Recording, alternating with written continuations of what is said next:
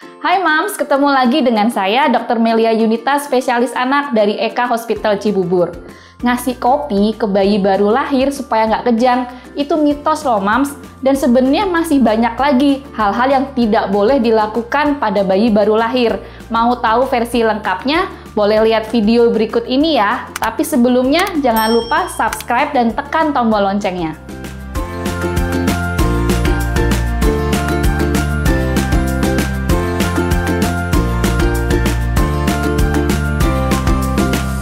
Sebenarnya banyak banget hal-hal yang harus diperhatikan dan tidak boleh dilakukan ke bayi baru lahir.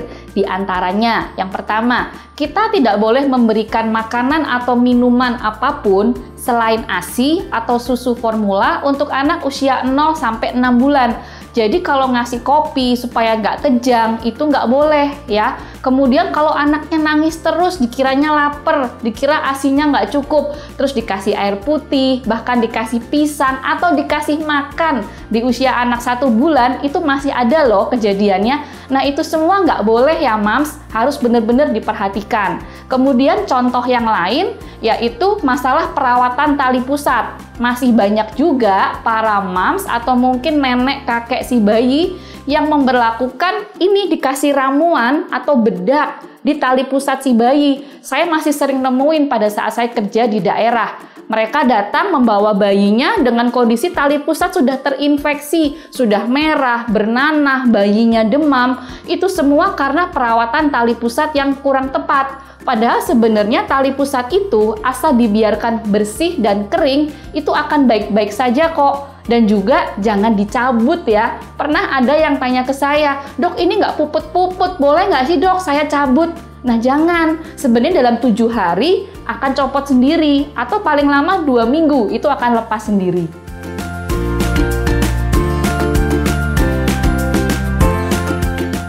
Membedong bayi yang sampai kenceng tuh, yang sampai kakinya dilurusin bener-bener dibalut gitu, itu juga nggak boleh ya Mams. Memang posisi fisiologis atau posisi normal seorang bayi baru lahir, ya kakinya memang sedikit bengkok, sedikit fleksi kalau kita orang medis sebutnya. Itu normal-normal aja. Justru kalau kita bedong terlalu kencang, kita paksa lurus, itu malah berbahaya. Dan juga kita takutnya si bayi jadi susah untuk bernafas, saking kencengnya kita ngiketnya. Jadi jangan lakukan lagi ya Mams.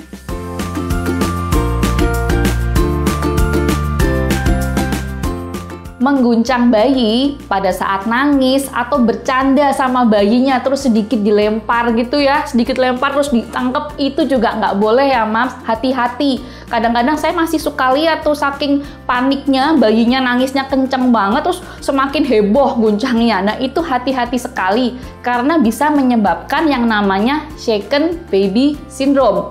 Itu adalah suatu kondisi bentuk kekerasan pada kepala yang menyebabkan terjadinya perdarahan otak dan perdarahan retina atau perdarahan mata. Gejalanya memang bisa bervariasi dari yang ringan sampai yang berat. Mungkin kalau yang ringan dia akan membaik dengan sendirinya, tetapi kalau yang berat bisa menyebabkan kejang, penurunan kesadaran, bahkan sampai menyebabkan kematian. Jadi jika ada anggota keluarga yang pengen mengguncang-guncang bayi Mams, jangan sungkan-sungkan untuk menegur ya, supaya tidak terjadi shaken baby syndrome.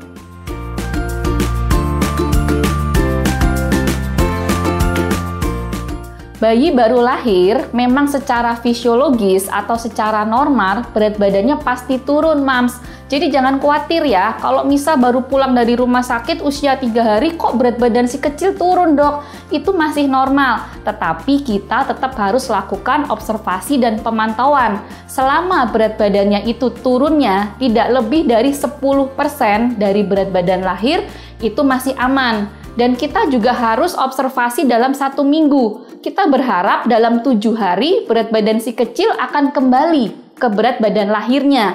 Jadi kalau di awal-awal turun itu nggak masalah, asal kita bisa mengusahakan memberikan ASI supaya naik lagi berat badannya dalam usia 7 hari.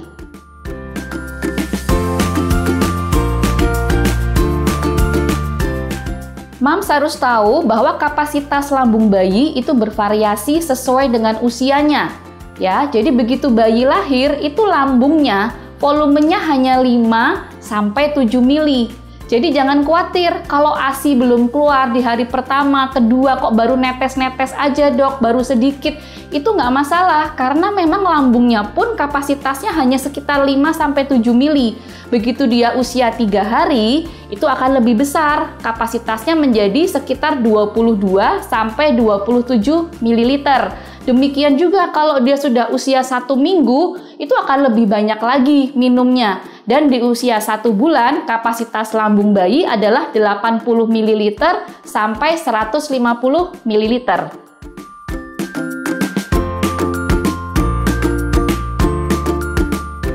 Untuk bayi baru lahir sampai usia 1 tahun, rekomendasi dari AAP menyatakan bahwa tidak boleh tidur dengan posisi tengkurap. Sebaiknya tidur dengan posisi terlentang ya, bahkan miring pun juga tidak direkomendasikan. Tapi beda cerita ya kalau Mas pengen bikin dia tengkurap untuk tummy time. Kalau tummy time mah boleh banget, sejak dia pulang dari rumah sakit pun kita harus melakukan tummy time sesering mungkin dan semau bayi.